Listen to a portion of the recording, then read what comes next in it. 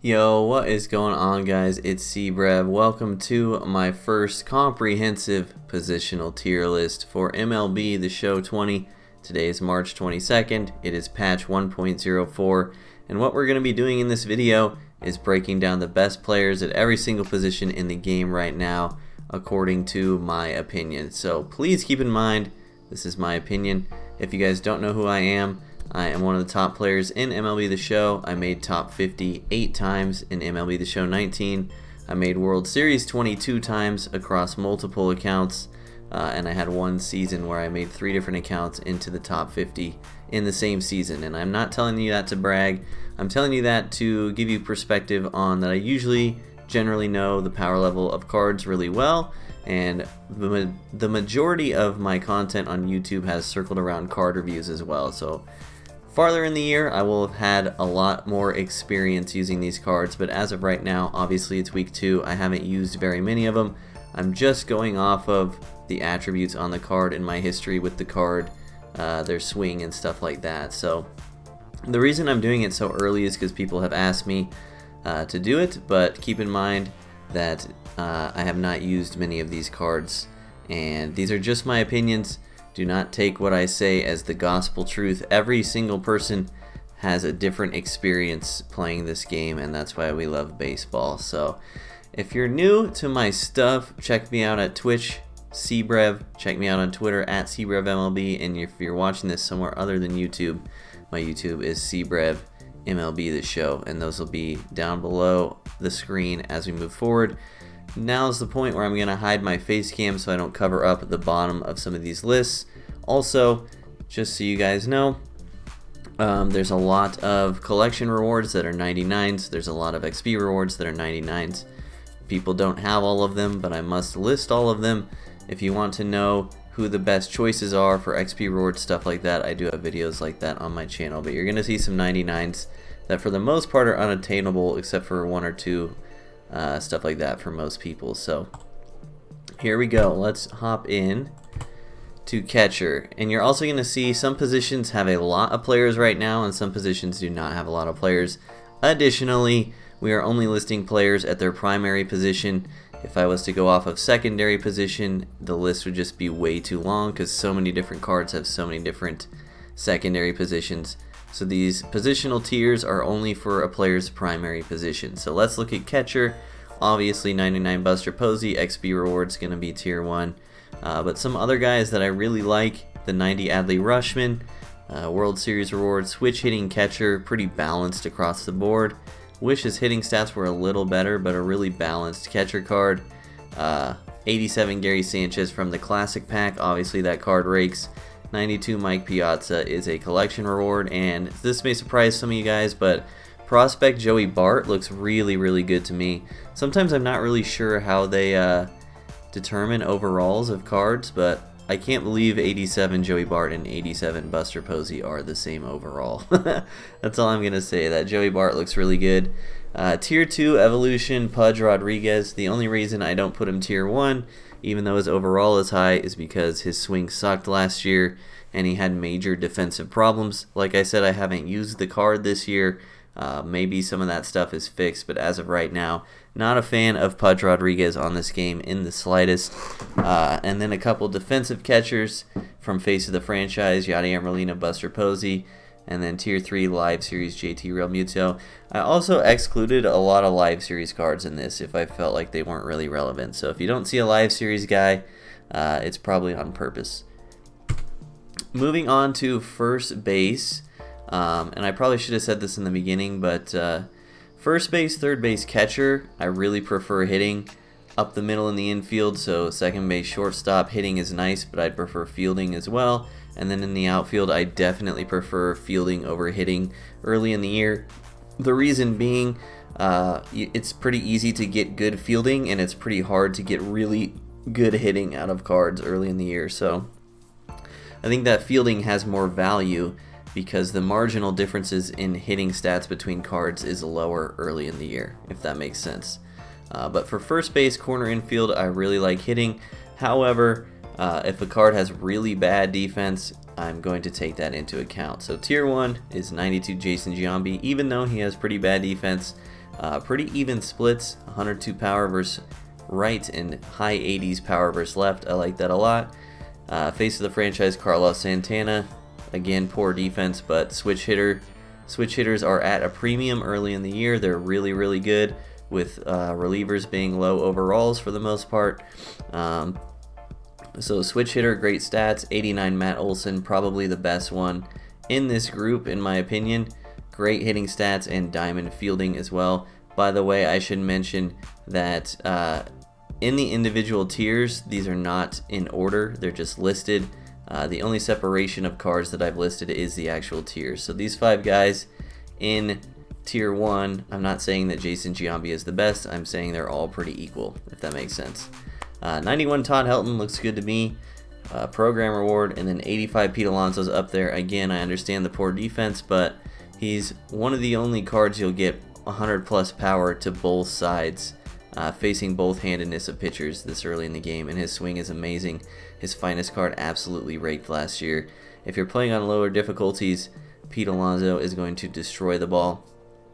Tier 2, David Ortiz. Actually like the card a lot, but poor fielding and poor splits versus lefties kind of knock him down. 91 Jeff Bagwell wasn't a big fan of.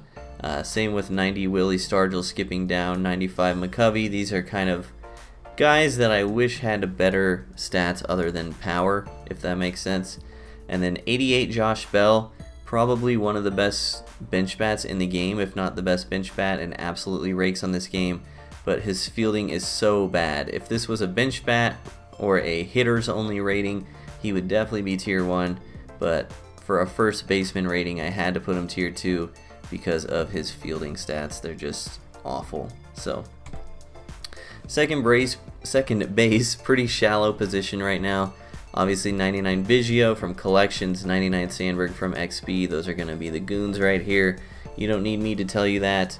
But the other 4, Robbie Alomar is from a collection. I like him a lot. His card was one of the most liked cards in the game last year. I don't see why that wouldn't continue. And he's got a little pop versus righties too, which is nice to see. 85 Mondesi and 89 Albies are probably the best 2, some of the best 2 budget cards in the game. Switch hitters with power that play way above their hitting stats. Obviously, Mondesi has 97 speed, 96 stealing, which is really nice. He's out of the Classics pack. And then Albies, if you haven't seen my card review on him, just an amazing card. Even though his stats are low versus righties, he played way up for me against righties. And he plays a mean shortstop as well, as long as you don't have to make deep throws from the hole with his weak arm strength. Finally, 91 Hornsby. I think people are sleeping on this card a lot. I think he's probably the best World Series choice. Amazing swing, had an incredible card last year. His collection reward card, I had over 1,200 plate appearances with last year, and I still maintained an average over 400 for the entire year. Love me some Hornsby. His power is really not that low, 60s, and his fielding's in the 70s, which should be good enough for second base. So I really like that Hornsby. And then tier 2 prospect, Nick Madrigal. I hope I'm saying that right. And then 88 Whit Merrifield. So this is going to be kind of a shorter one for you guys. It's the first one. Again, I haven't used a lot of cards. Third base, I really like Yoan Moncada. Decent enough fielding. Again, switch hitters I love a lot early in the year, and his splits favor against right-handed pitching, which is what you'll see most of the time. So Moncada card looks amazing. Love to see it. Obviously, Eddie Matthews, for many of the same reasons that I like Moncada, is up here. He's an evolution card. Amazing splits versus righties. That's what you'll face most of the time. Really like the way that Eddie Matthews looks. Live Series Nolan, obviously a beast. And then 90 Edgar Martinez, really good hitting stats. Poor fielding for sure. Going to be a little scary at third base, but one of the best hitters in the game as far as infield options go right now. Tier 2, 90 Brooks Robinson, insane fielding stats, but once again I said I prefer hitting over fielding for the corner infield. But the Brooks Robinson looks really good actually, decent enough hitting stats and tier 1 fielding stats. And then we got some faces of the franchise in there. One notable one, I kind of wanted to put 92 Mike Schmidt even lower than he is. He's a collection reward. I really don't like that 92 Mike Schmidt. He's got really bad splits versus righties, low vision, and a lot of his overall comes from his fielding stats. So if I could put him lower, I would. Maybe I will in the next one if we get some more options for third base. And then tier 3, some guys there. Maybe 86 Sheffield is a little bit higher. I haven't used his cards or seen his swing yet. If his swing's good, he probably could be tier 2 because the card doesn't look half bad on paper. Shortstop, another very shallow position right now. You got Barry Larkin from the XP reward. Shallow in terms of players, but not shallow in terms of talent. There are so many good options at shortstop as far as competitive play right now. I think Glaber, Correa, and Tatis are all equal. Those are all faces of the franchise cards. Tatis if you want a little speed, Torres if you want power and lower fielding, Correa if you want decent hitting and amazing fielding. They're kind of like Bulbasaur, Charmander, and Squirtle right now. I love all three of them. And then 91 Jimmy Rollins just came out in a headliner. Once again, going to talk about switch hitting being amazing, and honestly that Jimmy Rollins has everything you could ever want out of a shortstop, except for a little bit of power, but his power is not even that low, 60s across the board. He reminds me a lot of the early version of Jose Reyes that we got last year. I can just imagine that card being an absolute goon all over the field for you. Tier 2, Royce Lewis. I do like the card. His attributes just kind of seem low in some key areas. And then Live Series Lindor and Baez. I will say Baez, probably one of the best defensive shortstops in the game right now. So if you value defense a lot, it's possible that Live Series Baez is tier 1 for you. Alright, moving on to outfield. I did not realize the insane amount of outfielders that are on this game until I started making this list. Look at this slide, dude. Okay, so once again, I prioritize fielding over hitting for the outfield early in the year, and there's a lot of really high overalls here that are hard to obtain right now. So you guys can see 99 Mantle, 99 Sheffield. Those are from collections. 99 Reggie Jackson, 99 Minnie Minoso, 95 Ricky Henderson. Those are all from XP rewards. And yeah, let's get cracking on it. So tons of outfielders, guys I really like. Obviously Joey Gallo is insane. Buxton has played way above his stats at the plate and has in-game defense in center field. I really like Evolution Carlos Gonzalez as well. Just a great player all the way around. I like the Juan Pierre as well. Don't value arm strength too much, and his fielding stats besides that are really good. Just a lot of good options for the outfield right now. You guys can take a look at the list and kind of figure out who works for you. I think for me, my outfield's going to be Buxton, Gallo, and Cargo for the foreseeable future, just because I'm a no money spent guy and those are the cheapest guys for me to get. Tier 2, I did want to talk about Shane Victorino for a second. Once again, I'm not really sure where they get their overalls from, but I was very surprised that this card is only an 86 overall, because when I look at the card, he looks amazing to me. Great contact, switch hitter, high 50s power, and really good defense as well. I think people are sleeping on Shane Victorino a lot. If you have the collection done, he is pretty expensive. Definitely give him a shot because I think he's really good. Also Christian Pache, another defensive outfielder that I really like. His hitting stats are just a tad low, pretty similar to Buxton with just slightly worse fielding, and I'm not sure if his swing is as glitchy as Buxton, so that's why I put him tier 2. Also 91 Duke Snider, just cannot touch lefties at all at the plate, and his defense is just average, so that's why he's only tier 2, even though he's one of the higher overall outfielders in the game. And then taking up tier 3, a lot of faces of the franchise, a lot of collection rewards, a lot of lower tier guys that are just missing fielding or just missing parts of their game that other outfielders can provide for you. Starting pitcher, this one was pretty tough too. Obviously Corey Kluber, Hal Newhouser, XP rewards, they're going to be insane for you. But as far as tier 1 starters, I really tried to pick guys that are going to be good at all difficulty levels. So that's why you see some of the guys that you see in tier 1. They all have pretty unique things that they bring to the table that you just don't get from other pitchers in the game right now. So starting with Blake Snell, face of the franchise from the Rays. They updated his delivery, and it is really, really glitchy right now. The ball kind of comes through his head when he throws it. It's very hard to pick up the ball against Blake Snell on higher difficulties, especially when you have less reaction time. I think Blake Snell's one of those cards that's going to destroy noobs as well. Lower tier players just will have such a hard time picking up the ball from this card. I think he's really good. Then we got Pearson and Kopech, who both have Outlier 1 on their card, which means their four-seam fastball can hit 102 miles an hour. Pearson has become incredibly expensive because of this, and you can't get him out of packs anymore. But Kopech is still around 40K, and I definitely think he's worth the price.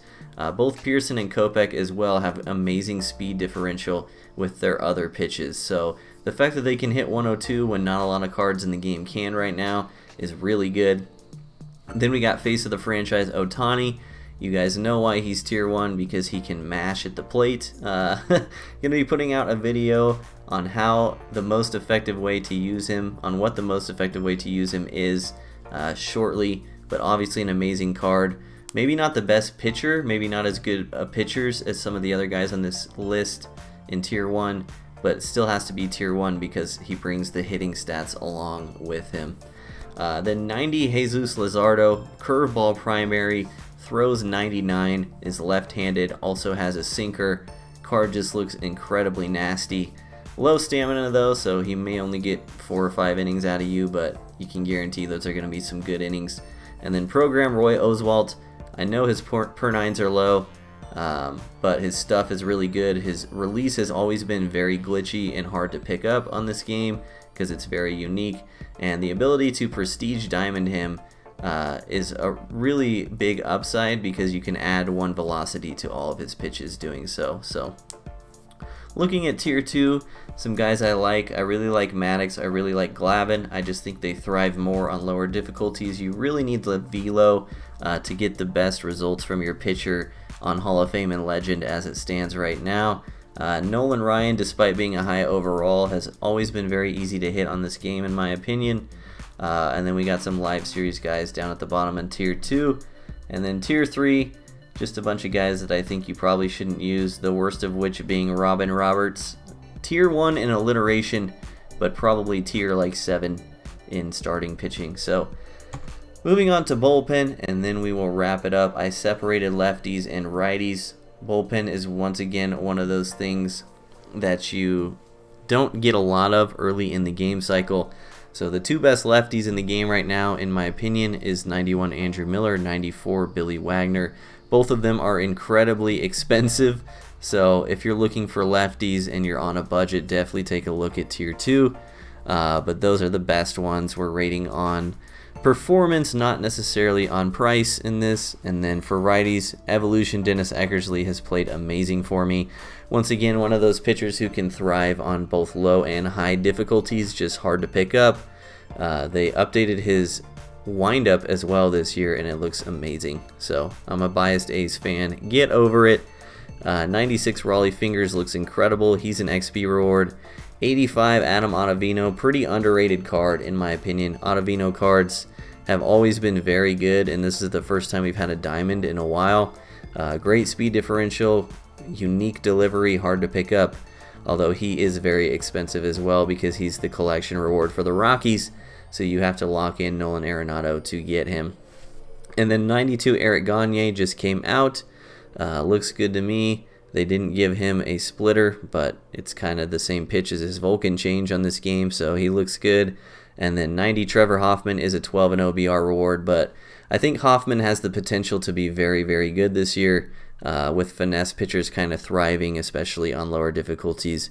This could be an amazing year for Trevor Hoffman, and his per nines, his hits per 9, K per 9 on that 90 overall card are actually almost exactly identical to his signature series card from last year. So once again, don't know how they get their overalls, but I think that Hoffman card is probably warrants a higher overall than 90 from the way he looks on paper.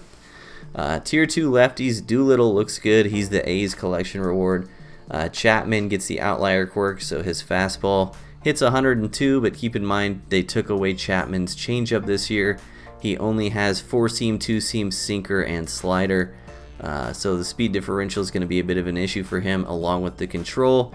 And then Josh Hader, I'm not really a fan of Josh Hader cards ever, but lefties are hard to come by this year. Let's just say that. And then you can take a look at some of the righties. The two I wanted to talk about, 86 Charlie Morton from the Classics pack. Not really the best pitcher, isn't really fooling anyone, but he is a relief pitcher with 74 stamina, which is the highest in the game right now. So he's a great long reliever, great opener, stuff like that. And then I tried to keep it to all diamonds, but I had to include 80 Melvin Adon in this tier because he is such a goon for an 80 overall. Fastball hits 100, slider at about 92, changeup at about 85, and great per nines as well. He's part of the San Francisco Giants Team Affinity, I believe. One of the sneakiest good cards in the game. And then tier 3, I got Dan Plesac sitting all by himself because he's both a commentator and a player now, so he deserves his own tier. No, I'm just kidding. He's a lefty, and lefties are unique, but man, the card just looks terrible. I mean, 2 fastballs and a slider, and the slider's only like 6 miles an hour slower than his fastballs. I don't know, that card looks so bad, but I felt like I had to put him on here because someone would have asked about him. So that's gonna wrap it up for the first tier list. Here's my gorgeous face again. I hope you guys enjoyed this. Let me know in the comments if you agree or disagree with any of these ratings. Healthy discussion is always welcomed on my channel. Like I said, I am not Jesus. That is reserved for Joey Gallo, and my opinions are opinions, and they can be very different from yours. So I only do it because people ask me for my opinions often. So I hope you guys enjoyed the video. Drop a like down below. Subscribe to the channel if you're new. I appreciate you guys so much. I'll see you in the next one. Peace.